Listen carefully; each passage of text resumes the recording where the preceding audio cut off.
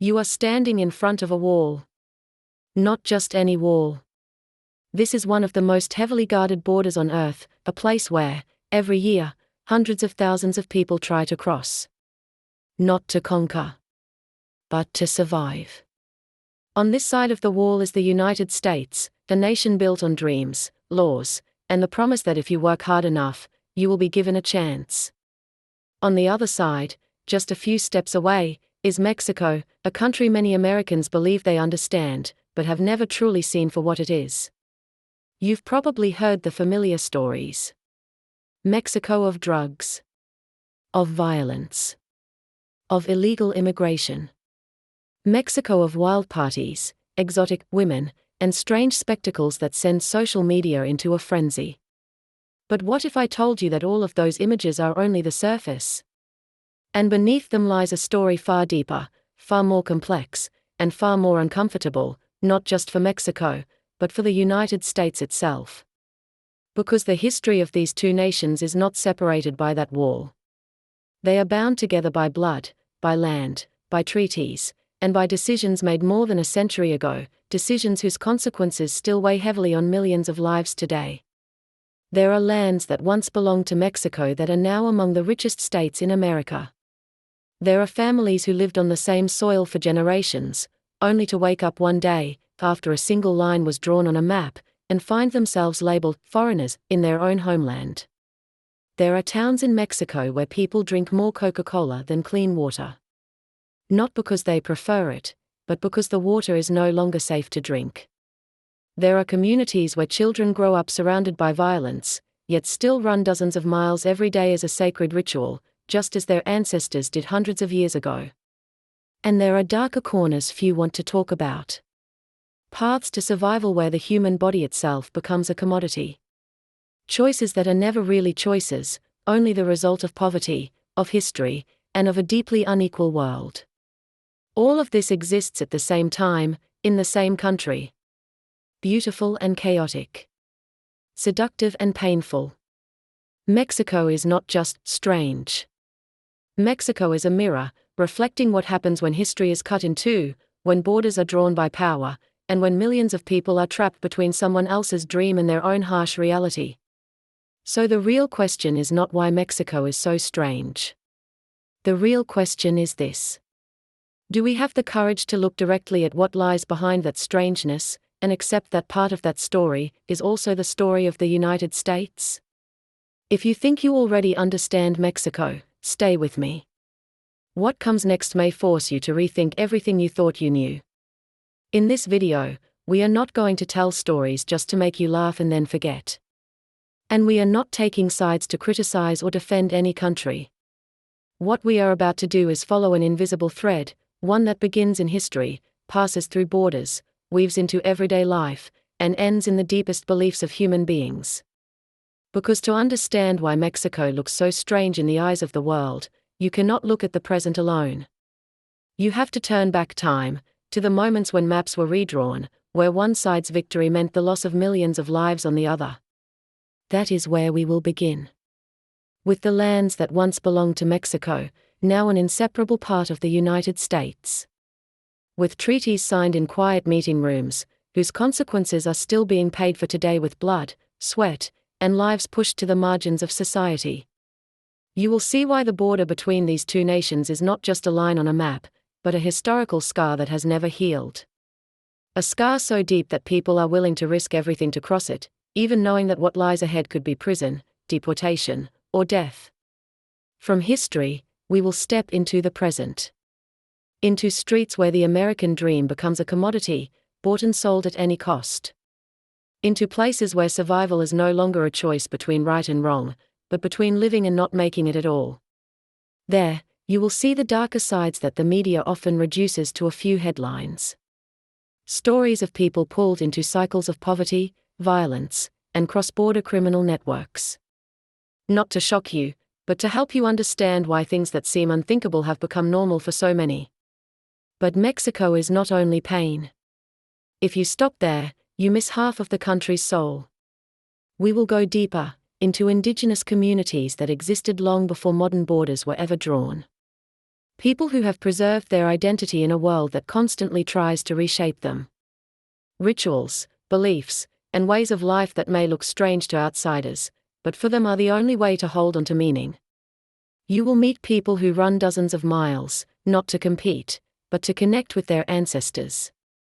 Communities that see drinks, food, and rituals not just as survival, but as threads binding them to their own history. We will also look at the things that shock the world. Towns where clean water has become a luxury, and soda has taken its place in daily life. Foods that outsiders call disturbing, but that locals see as memory, tradition, and generations of adaptation. None of these stories exist in isolation.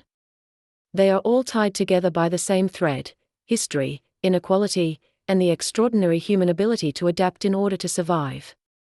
By the end of this journey, you will not only understand why Mexico is called one of the strangest countries in the world. You will understand why that strangeness is not something to mock, but something that demands reflection. Because when you look deeply enough at Mexico, you begin to see yourself. You see how nations rise. You see how decisions from the past shape lives in the present. And you see the real cost of borders we often take for granted. If you stay until the end of this video, you will not just leave with strange stories to retell. You will leave with a different way of seeing Mexico, the United States, and the world these two countries share, even when they would rather not admit it. To understand Mexico today, we are forced to go back to a moment that many Americans are taught in textbooks in just a few short lines. A war. A treaty. A change on the map. But for Mexico, this was not just history. It was the moment a nation had its very soul cut in two.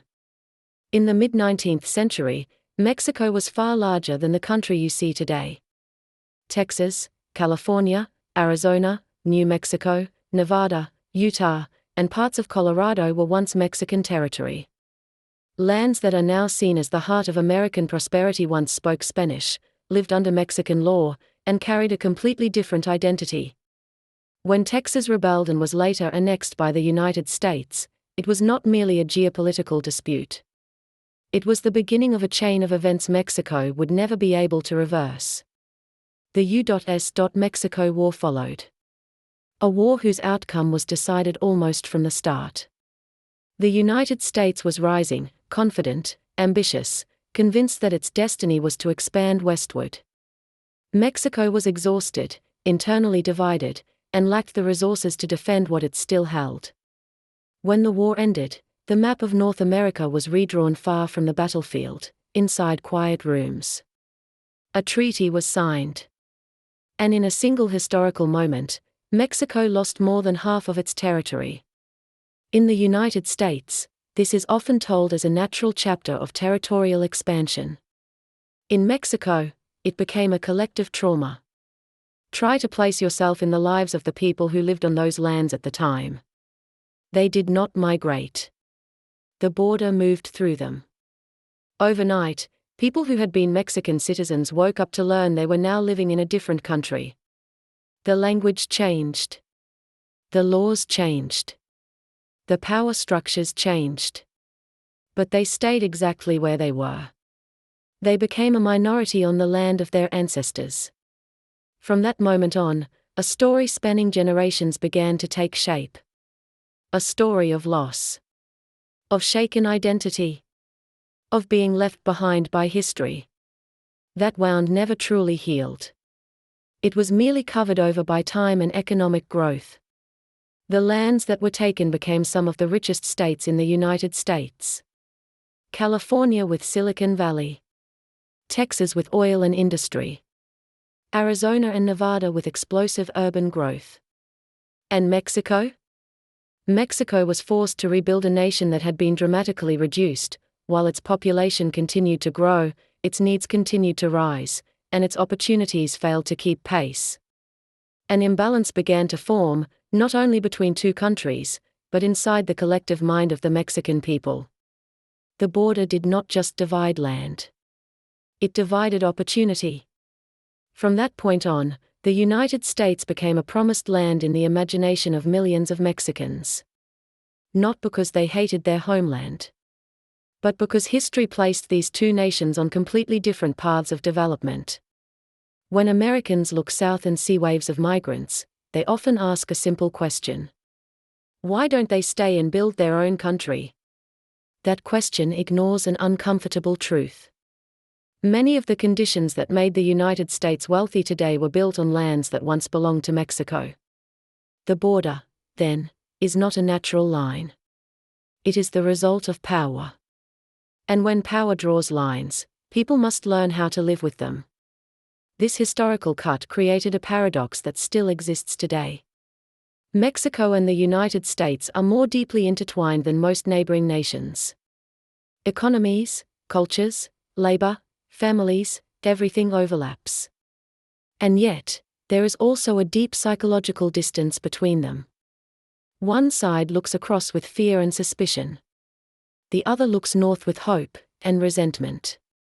That distance was not born in the present. It was inherited from the past. When you see the border wall today, remember this: it is not the beginning of the story.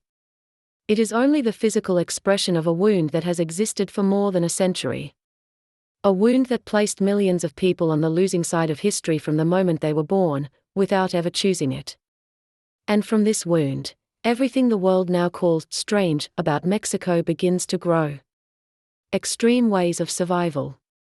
Life or death decisions. Beliefs, rituals, and adaptations that seem difficult to understand. Not because Mexicans are unusual, but because history forced them to become this way. As we move into the next part of the story, you will see that this wound does not stay on the map. It runs across the border. Through trafficking routes, trade corridors, and dreams suspended between two nations. Because once history creates inequality, people will always try to cross it. Even when the price is far greater than anything they might leave behind.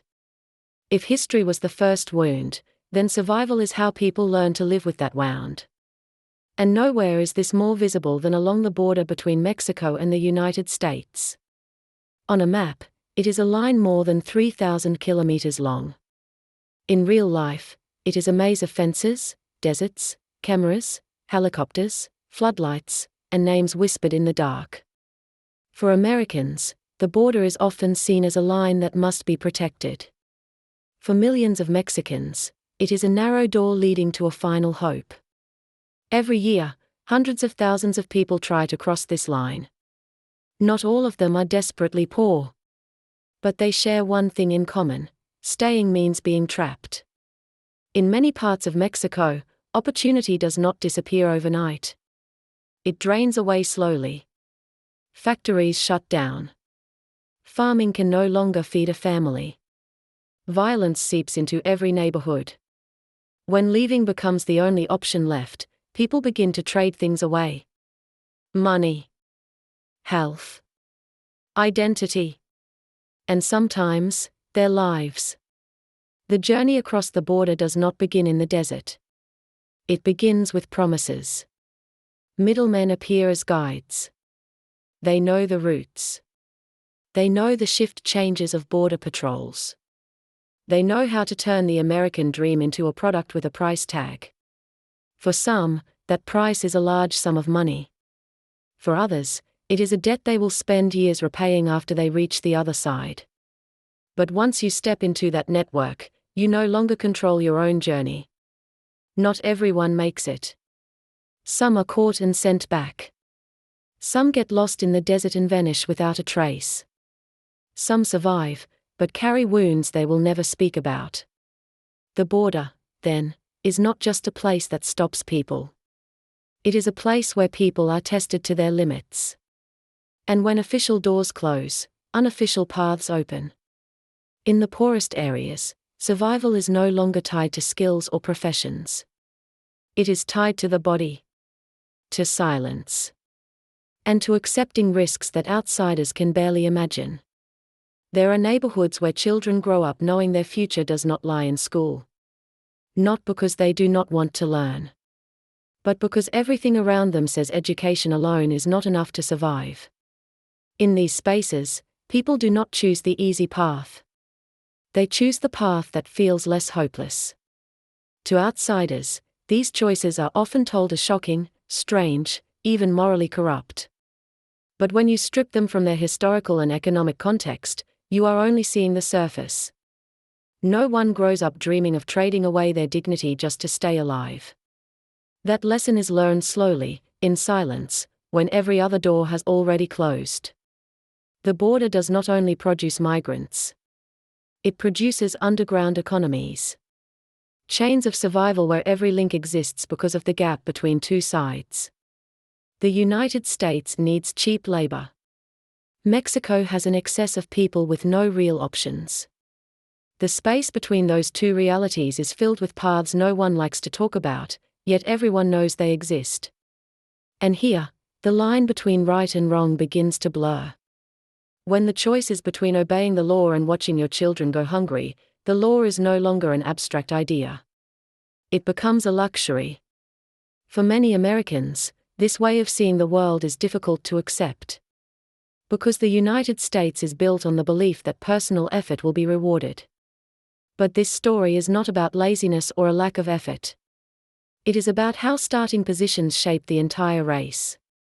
When two countries are placed on completely different economic planes, the people on the lower one will always try to climb up. By any means available.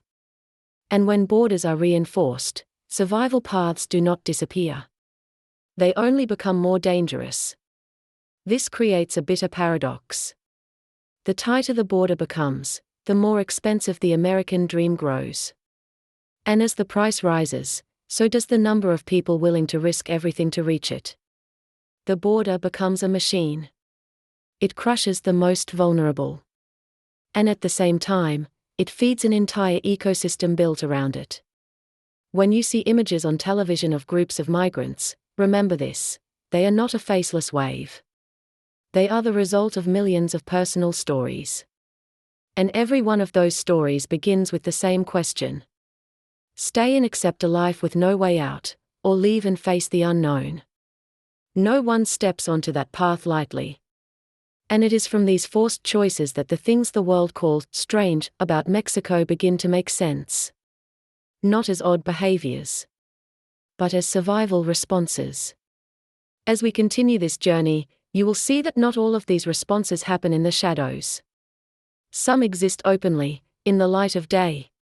In rituals. In culture. And in beliefs that help people endure what survival and borders have taken from them. Because when reality becomes too harsh, people will always look for something to hold on to. And in Mexico, that place is often not on the other side of the border. It lies deep within their own soul. After everything that survival and the border have taken away, the question is no longer why people can endure so much. The real question is why they have not collapsed. In Mexico, the answer rarely lies in economics or politics. It lives in belief. In culture. And in things outsiders are quick to label as strange. In the remote northern mountains, there is a community that existed long before Mexico or the United States were modern nations. The Tarahumara people, or as they call themselves, the Raramuri, meaning the running people. For them, running is not a sport. Running is a language. A way to speak with the earth, the wind, and their ancestors. A Raramuri person can run dozens of miles a day, not to break records, but to keep the rhythm of the community alive. Races stretch through the night, across rocky mountains and deep valleys, unfolding like rituals. By the flicker of firelight, they drink tesquino, a fermented corn drink, not to get drunk, but to connect. To outsiders, this may look strange. To them, it is the only way not to be swept away by the outside world. In a country where so many people are forced to leave home just to survive, the Raramuri choose to stay, and to run. They run to hold on to their land. They run to protect their name. They run to remind one another that they still exist. Here, belief is not an escape from reality. It is a way of facing it. Travel south, into denser cities, and belief takes on a different form. It no longer lives in ancient rituals, but in everyday habits.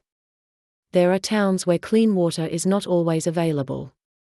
In those places, a soft drink has taken the role that water should have filled.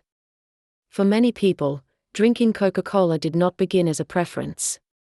It began as a solution. When water is unsafe, people choose something they can drink without getting sick. Over time, that drink becomes part of daily life. At meals. At gatherings. Even in religious rituals.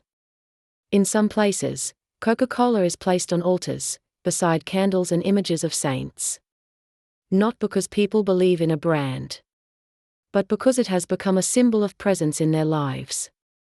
To Americans, this image is often shocking. It feels like a distortion of values. But look deeper, and you see a story of adaptation. When systems fail to provide the most basic needs, people create replacements, whether those solutions are ideal or not. In this case, belief is not superstition. It is hope, the hope of controlling a small part of life in a world full of uncertainty. And then there is food. A realm where many outsiders see only oddity. Dishes made from insects. From fungi grown on moldy corn. From ingredients others are taught to avoid. But in Mexico, these foods were not born from curiosity or shock value.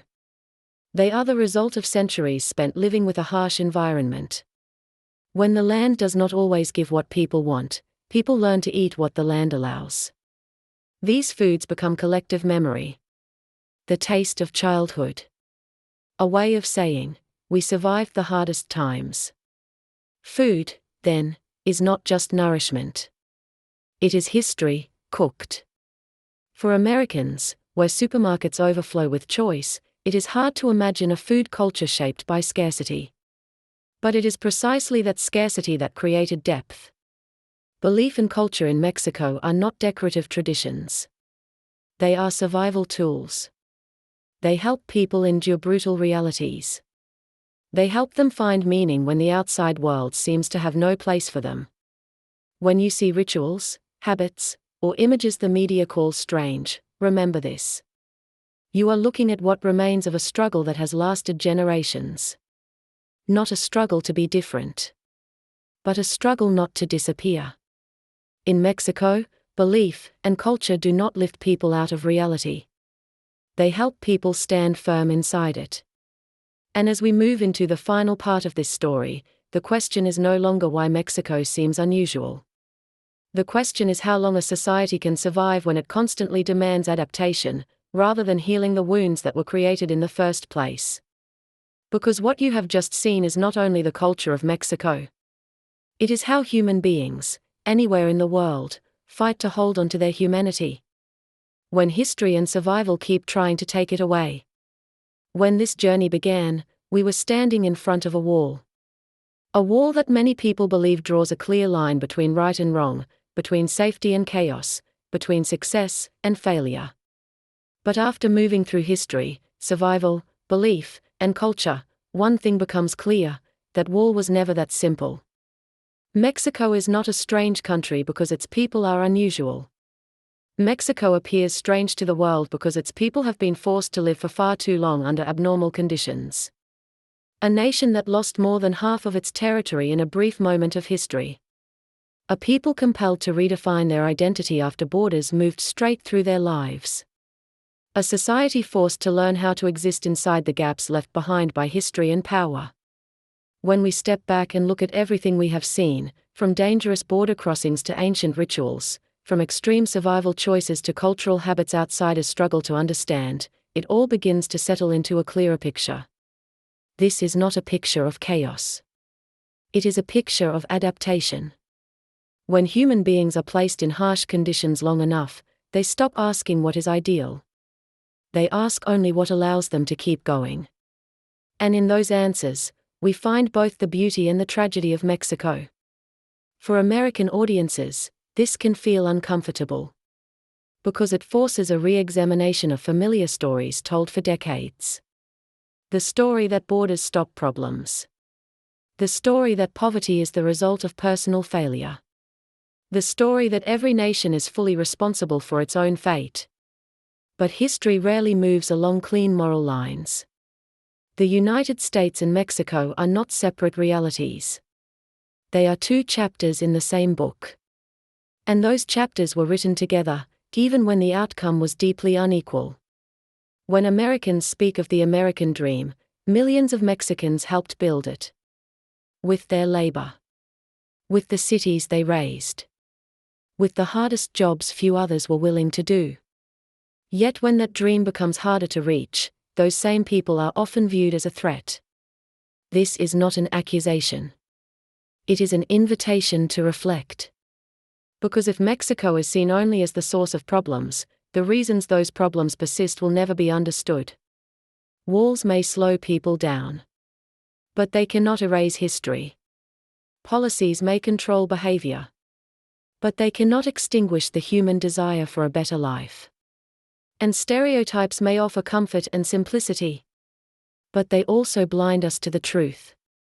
Mexico, in the end, is not an exception to the modern world. It is a warning. A warning of what happens when inequality grows too wide. When borders are enforced without healing the wounds beneath them. When people are forced to adapt endlessly instead of being allowed to recover. And now the opening question returns. Not why Mexico is so strange. But why we so easily accept that strangeness as normal. Instead of questioning the systems that created it. Because when you look deeply enough at Mexico, you are not just seeing another country. You are seeing the future of any society that allows historical wounds to remain open for too long. Mexico today may be their story. But tomorrow, it could be anyone's. If this journey leaves you with one thing, let it not be pity. Let it be understanding. An understanding that behind every action labeled strange, there is a logic of survival. An understanding that people are not born to become problems. They become problems when systems leave no place for them. And an understanding that the real border is not drawn on a map. It exists in how we choose to see one another. When this video ends, the wall from the beginning of the story is still there. It has not disappeared. But if you have come this far, perhaps it no longer looks the same. No longer a simple line between us and them. But an open question. About history. About responsibility. And about a future that both sides of that wall will be forced to share. Whether they want to or not.